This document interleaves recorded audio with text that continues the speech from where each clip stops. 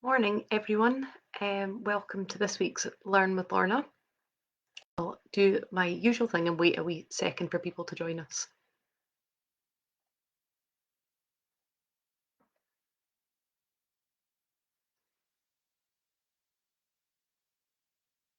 Morning, John.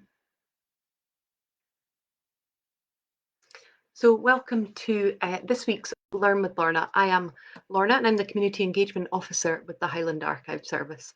Highland Archive Service looks after the documentary heritage of the Highlands, and we have 4 archive centres across the Highlands. We have one in Inverness, one in Wick, one in Fort William, and one in Portree in the Isle of Skye. This series, as many of you will be aware if you've watched me before, this series is brought to you by High Life Highland at no cost to the viewer. High Life Highland is a charity registered in Scotland, and there's no payment or subscription required to take part in watching this series of talks. But as I've said, and again, if you've watched me from the beginning or for any point over the last year and a half, I know you'll hear me say this week in, week out, but if you're able to donate towards our work, then we're very, very grateful for those of you who have done that and who've been able to do that. So if you can and you would like to help us to carry on delivering the service that we do, then there's a link to be able to do so both on the Facebook page and also on our YouTube channel when this goes out there as well. Nice to see everybody saying hello. So we've got New Zealand, Australia, Edinburgh, lots of places. It's wet in the Sunshine Coast, Jenny, that's unusual. Thank you for all your comments over the last month when we were looking at the theme of crime and punishment. A really interesting set of subjects, as I'm sure you'll agree, so all sorts of different stories there. But today, obviously, we're into December and we're moving on to this month's theme of winter and Christmas. I spoke last year about Christmas-specific records and references to festive traditions within our collections. And so this year, I didn't want to repeat the same thing for December. So what I've done is broaden it out a little for the talks this month to look at some of the things that we might be doing in the run up to Christmas. Some things that there'll be people watching who do these things week in, week out, and others who will particularly be engaging in these activities in the run up to Christmas. So looking at things like writing cards and letters, shops and shopping, talking about the weather, and focusing on some of the stories of close friendships in our collections. But I'm going to start for this first week in December by looking at going to church, and specifically at one church, the Old High in Inverness. It's an absolutely fascinating church, loads of stories associated with it. It's a beautiful building. It is one of the oldest, if not the oldest, building in Inverness. It's A-listed, so it has the highest level of protection in terms of what could be done to the structure of the building. And it's a building that is associated with the story of a lot of other buildings in Inverness. And I won't be able to go into half as much of this as I would like to, but we hold a huge amount of material to do with the Old High Church. For instance, in our church collections, which I've spoken about a lot, we hold 44 volumes or bundles in CH2, that's the church collections, dating from 1661 through to 1966. So those are minutes, financial records, all sorts of different things.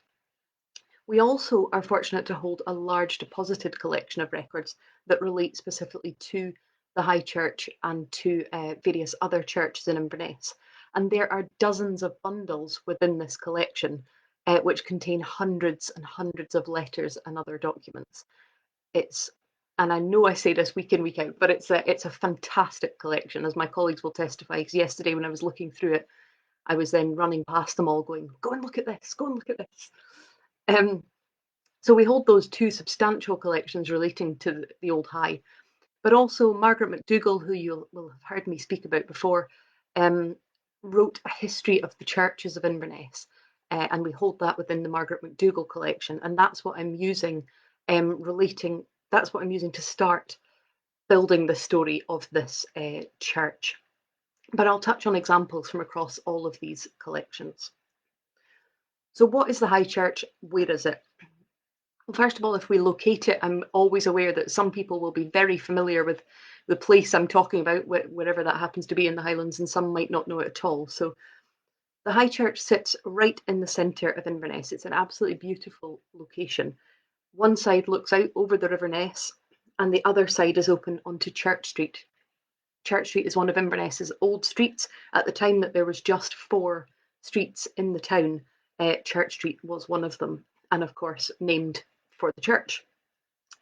It sits on a raised mound, so that's why it was called the High Church, because it was on a height.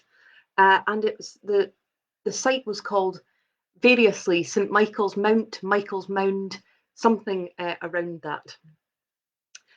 And the Old High was the parish church of Inverness, the first charge at the time that other charges came in. So of course, as the town grew, there was a requirement for more churches to be constructed, but the Old High is the first charge. And as I say, it's the parish church for the town, and it maintains a lot of strong connections to the civic side of Inverness as well, but we'll come on to that. The Old High is believed to have been in existence in some form, since at least the 12th century, although legend says that Columba, when he came to Inverness, preached on that site in the 6th century. So there's obviously been a very long tradition of worship and reverence on that site. But there's no clear evidence of an exact build date for the church. Charles Fraser Mackintosh, a noted author and antiquarian amongst many other talents, wrote in his antiquarian notes in 1865, he says, authentic information as to the early history of Inverness is a great extent awanting, owing to its inferior ecclesiastical position. Had it been a cathedral town with numerous ancient writings, would in all probability have been preserved. So he's saying, if it had been a cathedral town, we would have had all sorts of charters and things saved, but because it wasn't, there's a lack in the early knowledge. Interesting that he wrote that in 1865, saying if Inverness had only been a cathedral town, we would have had something. And he wrote that just 1 year prior to the construction of Inverness Cathedral. But the first ecclesiastical reference to Inverness that as far as we're aware, is in a charter granted to the town in the 1100s, somewhere between 1164 and 1171. And it refers to the Church of St Mary of Inverness. And according to Margaret MacDougall, who I have said repeatedly, I have absolutely no reason to doubt anything that lady ever said. There's no reason to doubt that church referred to there was on the site of the Old High. This church was later granted into the control of Arbroath Abbey. Now, in the 1230s, there was a monastery established in Inverness, known variously as Greyfriars and Blackfriars, where Friars Street is, if anyone knows the town. And in her history of the church, Margaret MacDougall writes that one of the boundaries for that monastery was the burying ground of the parish church. And that would have been on a site that ties in exactly with the current site of the Old High. So there's various things that give us cause to suggest that site has always been the site of the parish church. Over the next few hundred years, as is of course typical, the church's fortunes rose and fell. The building was at some points expanded. There was a nave and north and south aisles constructed, and numerous altars and chapels within it as well. And then, of course, there are other times when its fate declined, and in 1371, it was in disrepair. I've spoken a few times over the past few weeks about the impact of the Reformation, and this, as we know, if we've talked about, did have an impact on Inverness and on the Old High, but generally speaking, it seems to have been quite a smooth transition between that Catholic practice and into the development of the Protestant church. Among our borough records, and of course we have a huge collection of Inverness borough records, again a fabulous collection that I've done a previous talk on, so if you want to have a wee look at that, please do. In that collection are the borough court books from the time of the Reformation, so from the 1560s, the time of the Reformation, the time of the first and second books of discipline. And there's an entry on the 18th of March, 1564, within those borough court books, that orders that every inhabitant has to attend the parish church every Sunday at 10 a.m., every Sunday at 3 p.m., and every Thursday at 9 a.m. And the fines for non-attendance are listed. So it was 12 pence for the first non-attendance. And then it rockets up to 2 shillings and subsequently carries on going up in charge if you don't, in the fine if you don't attend church. And I just find it completely extraordinary, and I'll come to that later on as well, that we know that we can say without a shadow of a doubt that people were fined 12 pence if they didn't attend church in 1564. It's quite amazing that that sort of knowledge is still with us. And there are some parts of the old High building that date from this time and even earlier. So there, certainly when Margaret MacDougall wrote, there was a 1597 gravestone still visible in the churchyard, 16 mausoleums from the 1600s, and most notably the base of the tower of the old High. There are various dates given for this, but somewhere between the 14th century and the 16th century, the base of the tower dates from. So the Reformation seemed to be relatively calm. And the same is true when we come to the 1600s and the growth of Episcopalianism. One part of the church was used for the English kirk and one part used for the Irish kirk.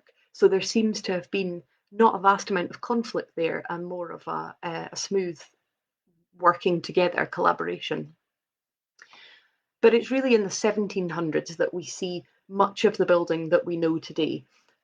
So A, much of the building that we would recognise comes in then, and B, some of the most interesting stories associated with the Old High can be found in the 1700s.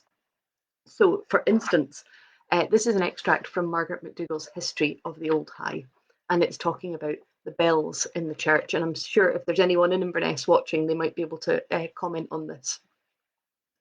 So she says, the High Church bell, better known to Invernessians as the 10 o'clock bell, was rung every night at 10 o'clock as a curfew.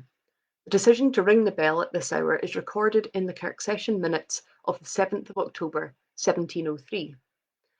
In November 1720, the Kirk Session ordered the bell to be rung every night at 8 o'clock and at 10 o'clock, and this decision was given effect until 1940, when bell ringing was forbidden because, of course, we were into the Second World War. There is a traditional tale about that one of the bells in the High Church came from Fortrose Cathedral, but this is incorrect. In 1883, one of the bells was slightly cracked by the clack hammer and was removed to Faulkner's foundry to be recast. This bell bore an inscription. Now, I don't speak Dutch, so forgive me. I think the name in her handwriting is Johannes Burgisberg, I think. But the date on it was 1658, for the glory of God. The bell measured 30 inches in diameter and 24 inches in height. One of the bells in the town steeple has the same date on it, but no inscription. The name and the bell and the date suggest that it was made by a Dutch iron founder. The above information makes it clear that the traditional tale is incorrect. Fortrose Cathedral was destroyed 100 years before this bell was cast. So we know that the bell came from probably from a Dutch iron founder and from the 1600s. And that story of the curfew bell is believed to have been that there was a danger of fire, that if the people went out at night after the curfew bell, they would carry lighted torches, and that then could lead to the potential for fire. And as I say, if anyone is watching in Inverness, do let me know if you've got any stories about the curfew bell. By the mid 18th century, the church was again in a state of dilapidation. So as I say, it's just the inevitable sort of rise and fall of a building that's lasted for that long. And this was due to use, of course, of the building, weather, age, and the recent Jacobite uprisings. Now, the Kirk Session minutes of the 25th of August, 1746, 4 months, of course, after the Battle of Culloden, record that glaziers had been brought in to redo the windows of the church. Now, so far, so normal, but it's the reason that the windows needed to be repaired that is of interest. So this is the extract from the 1746 minutes. Now, bear with me because I didn't have time to type this up, so I'm reading it from the original 1740s, so I might stumble over a word or two. George and James Cummings, glaziers, being now present, and the session having conversed with James Cumming upon the agreement made with him by the session, dated the 8th day of January 1743, about repairing and upholding all the glass windows of both churches. I'll come back to the both churches shortly. So they're talking about in a previous agreement that they've had.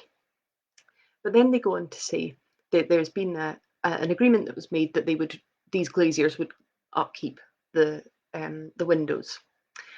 But the session considering now how greatly most of the said windows have been damaged by the church as being used as prisons in the time of the rebellion, and also that there is a duty by His Majesty laid upon glass, so the churches have been used as prisons for Jacobite prisoners, and also there is a tax on glass imposed.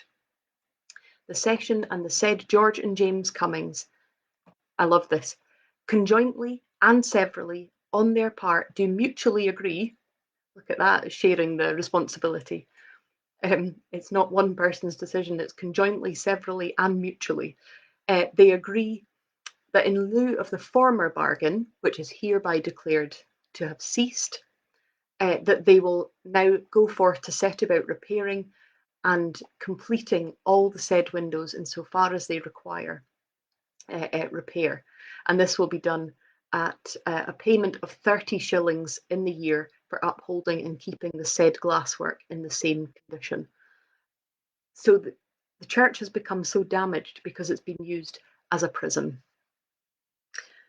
The other story, which I'm sure some of you will be familiar with if you know the church at all, is the story that a number of Jacobite prisoners were shot in the graveyard of the Old High. There's a stone that has a very distinct and clear V shape where the government soldiers are believed to have rested their muskets, and then another stone a short distance away against which the captives were placed before being shot. The story goes that apparently the reason for that location was that they could be seen by other prisoners being held in Balnain House across the river. There are stories that those victims were buried under the church path in the Old High graveyard. There are other stories that they were buried in a mass pit outside Inverness. Others that they knelt to be shot in front of open graves. A grim story, and one which is perhaps all too familiar in recent memory as well. By the 1760s, the Old High was in ruins, and in November 1769, the Presbytery, the Kirk Session, and the Town Council came together to discuss what could be done to take the church forward. And on the 13th of November, a petition was put to the heritors, so that's the landowners, for a new building to be constructed. But in the end, it was the Town Council that footed the bill for this. The estimated cost was £1,000, but it came in at 1,450, and the Town Council had to borrow money to fund this construction. Some years later, Hector Munro of Navarre, who was MP for Inverness at the time, gave £1,000 towards covering the debt that had been amassed in this construction. And that construction was finished, and the church was reopened in 1772. And there was a charge for seat rent. The town council had put such an outlay into building this that they wanted to recoup some of their costs, and therefore they charged a rent or they charged people to either buy a seat or rent a seat. And the town council levied that very controversially to pay back the debt. And this is how Margaret McDougall summarises it.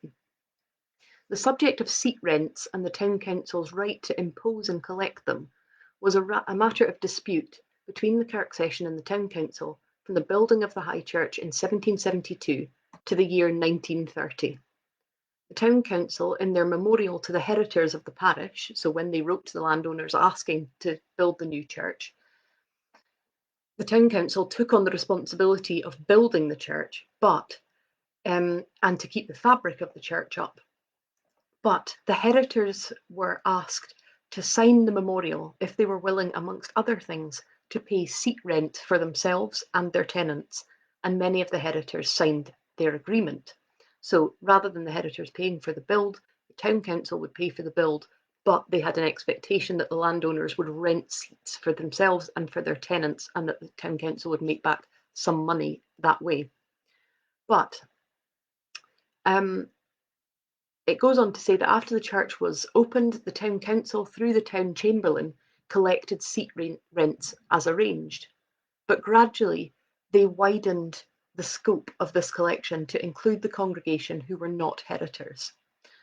Ultimately, with the exception of a few free seats in the gallery, all seats were covered by the collection of seat rent. So you have that expectation on everybody to attend church, and something that had been put in place for the wealthy to pay something has gradually become blurred, and everybody is paying to attend. The monies so collected were placed in a separate account and used for the purpose of maintaining the fabric of the church in good repair. In addition, the town council paid sundry items such as the salary of the presenter, so that's the person leading the worship, the music, salaries of the beadle, door and gallery attendants, bell ringers, and cleaners. At one time, they paid the minister's stipend wholly at first and latterly in part. For centuries, the town council paid all necessary outlays in connection with the church and the services within it. In 1843, so key year, the year of the disruption, the establishment of the Free Church, in 1843, the town council's right to collect seat rents was first questioned, but no change was made in the arrangement. Again in 1883 and in 1908, the matter was reopened. It wasn't resolved until 1930, and I'll tell you why in just a second. So going into the 1880s and 1890s, the seating was replaced. So this is where we have the next sort of restoration phase. The seating was replaced. Apparently, it was so narrow and uncomfortable that people were leaving the church in droves. If anyone attends a church with a similar seat, I'm sure you'll recognise that. So the seating was replaced. There were porches were constructed. There was a new roof added, and there was an addition of an apse and vestry. And of course, who undertook this work? Nobody but Alexander Ross, Macbeth, and various others. There was a fire in the 1920s which caused a little bit of damage. But other than that, really, the building is little change from that 1770 renovation and then the additions in the 1800s. The structure has only had very small alterations, notably perhaps the 2013 edition of the Cameron Highlanders Memorial Area. The church has had long connections with the Cameron Highlanders. It's the regimental church of the Cameron Highlanders, and it houses the regimental colours, the memorial books, and various other items of memorabilia associated with the Cameron Highlanders. And so in 2013, a specific area was opened in the church to mark that connection. In 1929, another key date in kind of ecclesiastical history, there was a union of the Church of Scotland and the United Free Church. And it was at this time that the church became known as the Old High. And the reason for that was that there was a United Free High Church and the High Church. So the United Free High Church became St Columba's High, and the parish church became the Old High Church. And as I said, referring to the fact that it was on a hill. And there's so many churches in Inverness. I ran a project a while ago with some of our adult learning colleagues and working with people who had English as a second language. And one lady, I remember, I'll never forget her saying, when she first came to Inverness, her feeling was it must be the most holy place because there were so many churches on every corner. It must have had a great religious association. In 1930, the Old High became the property of the Church of Scotland, and the liability for repairs was removed at that point from the town council, and that's why that seat rent stopped being an issue at that point. However, the town council, in their current guise as the Highland Council and the councillors of the town, retain strong links with the Old High. It is, amongst other things, it's the church that's used for the kirking of the council, which is the annual procession from the townhouse to the Old High, councillors, pipe bands, scouts, guides, and so on. They go there to attend church, the purpose being for the kirk to bless the work of the council and for the council to recognise the contribution that faith communities make to the city. And that's the story of the structure of the church, and that link between the councillors and the community going to attend the kirking ceremony gives us a good link from the structure of the church into the community and family of the church. And so there's just a couple of things there, she says, with another several pages of notes. A couple of things there that I wanted to touch on. As I mentioned at the beginning, the story of the Old High is inextricably linked with the story of other buildings and institutions in Inverness. There are loads of them, the Academy, the Fraser Street Mission, lots of other churches, but I won't go into all of them. But I wanted to quickly touch on a couple. One is the Gaelic Church, the building that is now Leakey's bookshop, which I'm sure everyone will rave about because it's wonderful. The Gaelic Church was built in 1649 to better serve the Gaelic-speaking population, but until that point, the Gaelic congregation worshipped in the choir of the Old High Church. And when the Gaelic Church was built, it backs directly onto the Old High. There was a linking doorway between the two congregations. The story of the Old High is also linked to St Stephen's Church in more ways than one. In the 1870s, the area which they called the Hill District, which would go on to become Crown and that area, was being developed, and loads of people were moving out of the kind of original bit of the town and up onto the hill. And there were suggestions made that there was need for a church. There was no church there, and that there was need to construct a new church. This was put to the presbytery, who agreed for a mission to be set up, and then eventually they agreed to a new church being constructed, and that was started in August 1896. So interesting, that link between the Old High Church congregation petitioning for the new church to be built, but also the link between those two churches continues today, as they are now a joint church, a joint charge, and the church is known as Old High St Stephen's. Hi from the hill, Jamie. When, just as a side note, when St Stephen's was completed, completely astonishingly, unlike anything I've spoken about in the last year and a half, I think, it was completed in a year and completely on budget. So I think we should all take our hat off to that. But perhaps the most interesting link to another, that the Old High has to another institution in the town, is the link to what was Dunbar's hospital. Part of that extensive CH2 collection of church records that I referred to relates to the management and finance of Dunbar's hospital from the 1660s onwards. Dunbar's is, the building is still there, it's not a hospital anymore, but it's situated on Church Street opposite the Old High gates.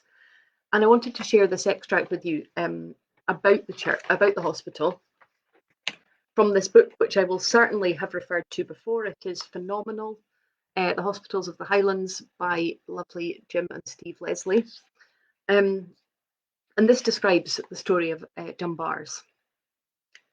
Dunbar's Hospital has often been noted as the first recorded hospital in Inverness, but the term is used in its medieval sense of an almshouse to accommodate the infirm and old rather than the sick per se. It goes on to say that the hospital, Alexander Dunbar, Provost of Inverness, built his hospital in 1668, probably using stone from the demolished Cromwell's fort. In 1683, he handed it over to the Kirk session at the Old High, specifying that the ground floor be used as a grammar school and the borough weigh house, and the upper floors for the use of the borough's poor. And it says, there appears to be no record of the Kirk session ever using it for this purpose. Instead, they used it as a school, a library, and a variety of other rent-yielding uses. So there are loads of items in this collection that refer to this time in Dunbar's history and the arrangement between Dunbar's and the Old High. There are accounts from the 1600s. There are lists of the pensioners who were looked after there from the 1700s. So we can find lists of names of people who were looked after in this institution in the 1700s. It's just extraordinary, I think. There are 1701 list of instructions for any future hospital treasurers, absolutely exquisitely written, but a very express instruction that the Kirk session should be double checking all the treasurers' work. I don't know if there's a story behind that. But of course, the majority of those CH2 volumes that I've talked about refer to the running of the church itself and the community of the church. And we see in there everything we would expect. So the details of repairs and costings, like that 1746 extract about the windows, names of those appointed to various roles within the church, collections received, sermons preached, and of course, the breaches of discipline that we see in all our church records. I'm not going to go into the breaches of discipline in any length because obviously I did that a couple of weeks ago, but I did want to just flag a couple of things that are of particular interest within the old high breaches of discipline. One is one that gives an insight into a moment of international importance. It's the case of Catherine Herald in 1703. Catherine was brought before the Kirk session accused, of course, of fornication with Walter Bailey. The Kirk session ordered that Walter Bailey appear before them, but unusually, he wasn't called in front of the Kirk session for rebuke, or to answer for the crime, which would be what we would expect, but he was called in front of the Kirk session to be absolved. Why?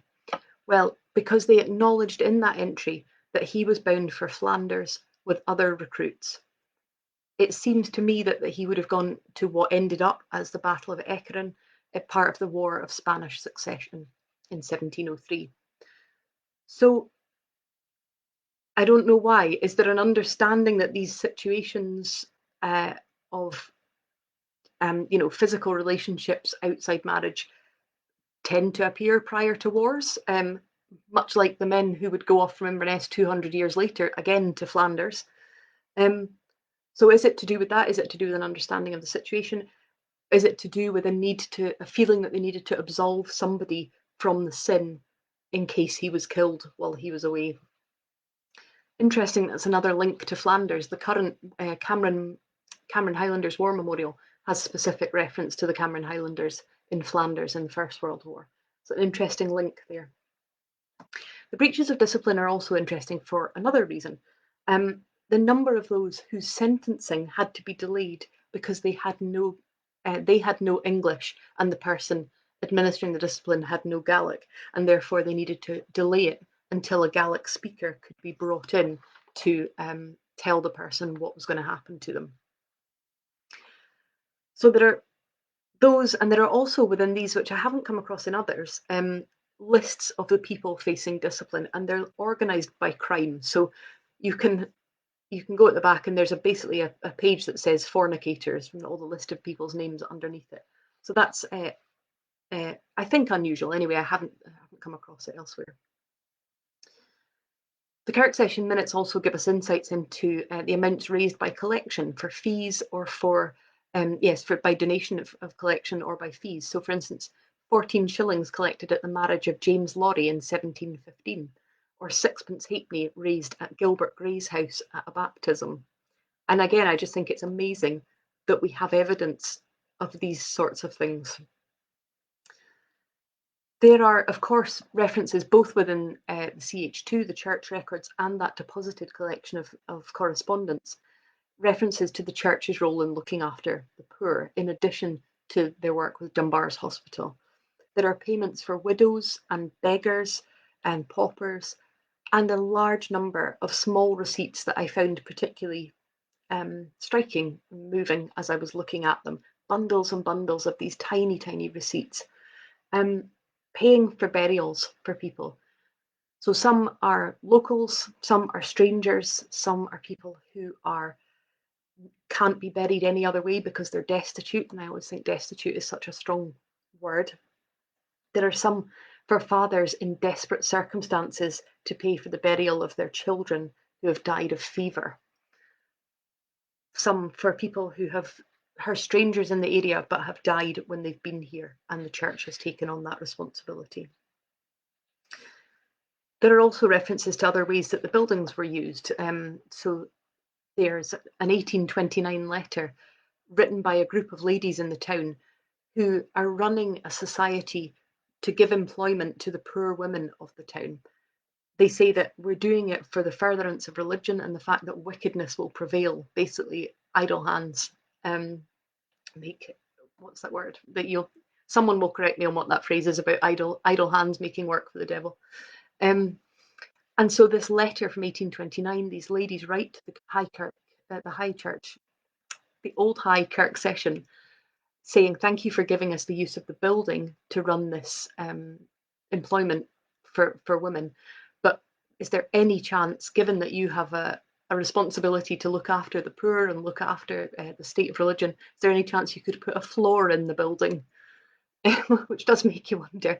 I assume it was just a rough surface, sand or ground floor, but it did make me go, it's got no floor at all. And then, of course, there are other references to community work. So, for instance, we hold the programme for the Literary and Debating Society held in the church in 1902. It gives the office bearers, including the cycling secretary, and the year's events, so lectures, debates. One of the debates was, is America destined to be the nation of the future?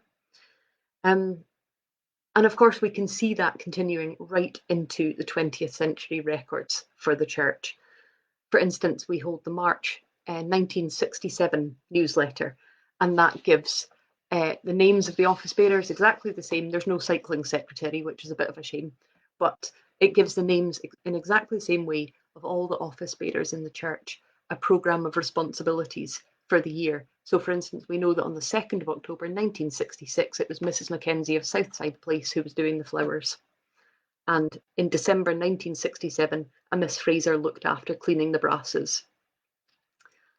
And even in those letters from the 1960s, there continue to be references to the same sort of things.